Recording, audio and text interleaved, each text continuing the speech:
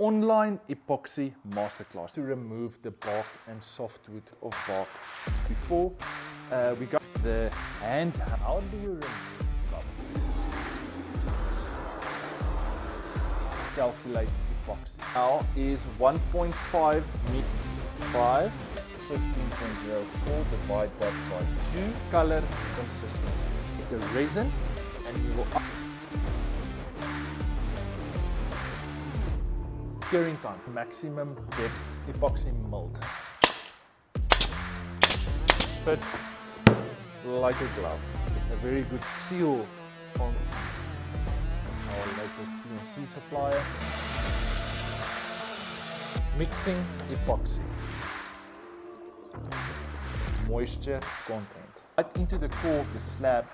Now you need to follow this technique. And this, setting your wooden slab, your mold.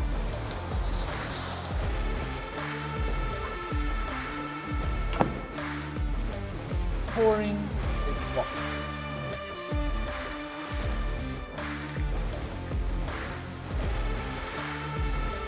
Release agent wax. Your local, and you want to make sure you cover good. You get in. Removing the table from your mold.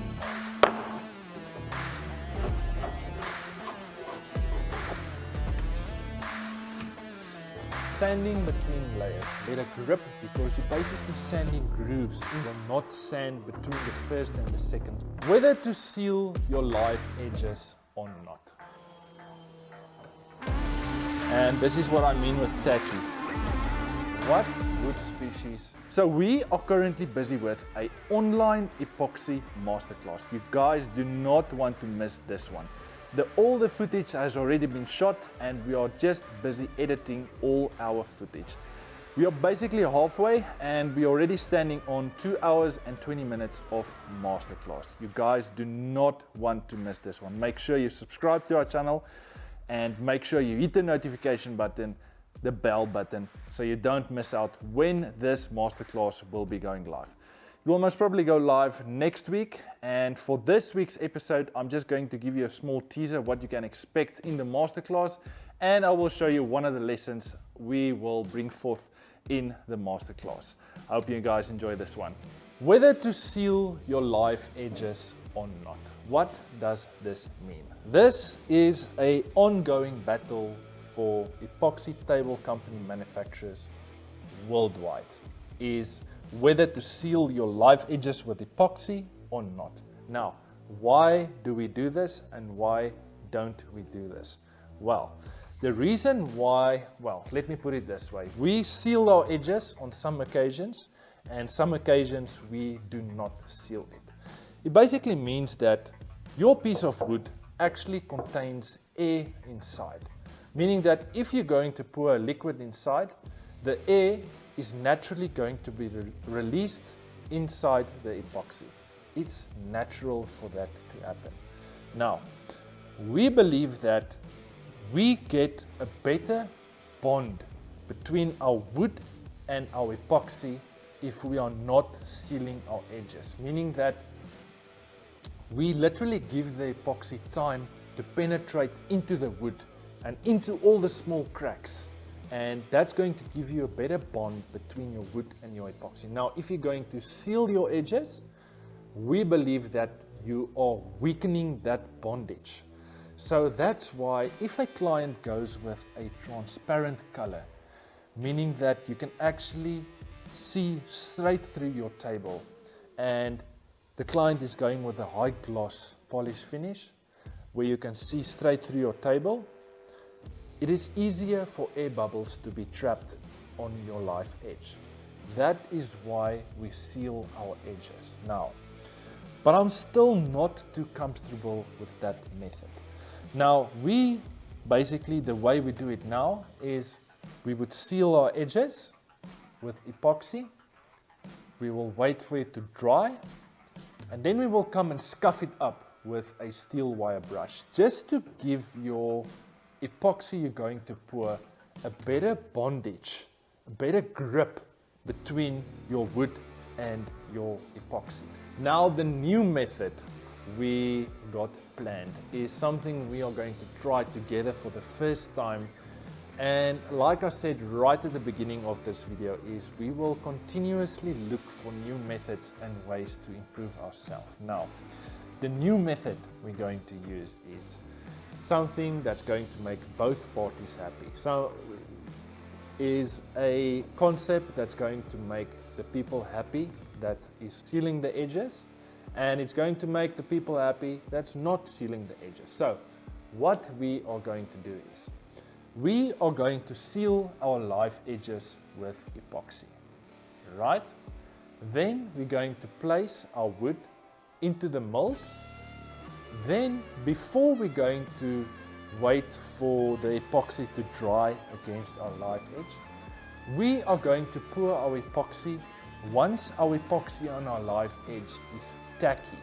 Now this makes sense in a way that your wet epoxy is going to bond better with your tacky epoxy, if it makes sense. So that's something we're going to try together, and I am pretty confident with this method, and that is going to help you to have zero bubbles on your epoxy table. So I mixed a little bit of epoxy and we're going to seal our edges, but if a client goes for a solid color, you don't necessarily have to seal your edges. And if a client is going with a transparent color, it is easier for bubbles to show. So for this specific project, we are going to do things a little bit differently. We are going to seal the edges with epoxy, but we're going to leave it until it's tacky, and then we're going to pour our epoxy. That makes sense, that the wet epoxy you pour into your project is going to bond with the tacky epoxy. And then we're going to leave the epoxy for around about 24 hours until that is tacky as well, and then we're going to pour our last layer of epoxy. Applying the epoxy on the edges is going to take around about, I would say, 2 to 3 hours before it becomes tacky. And then we're going to move on to do the full half pour of our table. And you don't really have to worry too much about bubbles in the little bit of epoxy you're mixing for your edges, because they will go away. And another tip I want to give you is when you're going to seal your edges, put your slabs straight up. So if you're going to apply your epoxy on your live edge, that if there's any big cracks, that the epoxy can run into those cracks. And if you're going to put your slab sideways, you're literally just going to close that cracks with epoxy. So put your slab straight up. We're going to use a brush, so we make sure the epoxy you're applying on the live edge is going into all the little cracks and holes.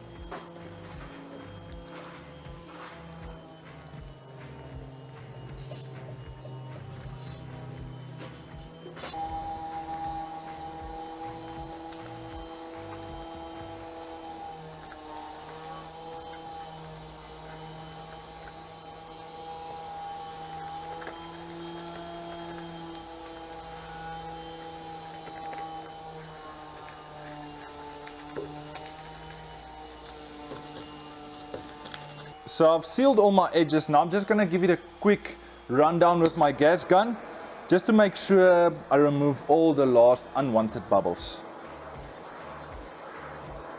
And I will normally repeat this process maybe 2 times. And this is what I mean with tacky. It's almost set. You can see your fingerprints will still stay there.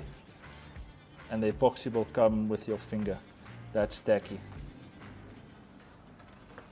So honestly, hope you guys learned something new today, and this is only a small teaser of what you can expect in the masterclass. This is only one lesson out of most probably 40. You do have to know when you're going to build an epoxy table. So when you're going to buy this online masterclass, we are going to give you all the information you need and all our techniques and methods we take in our everyday business in building tables and equip you so you can build your first epoxy table successfully. I hope you guys enjoyed this video. See you next week with another super cool video. Cheers!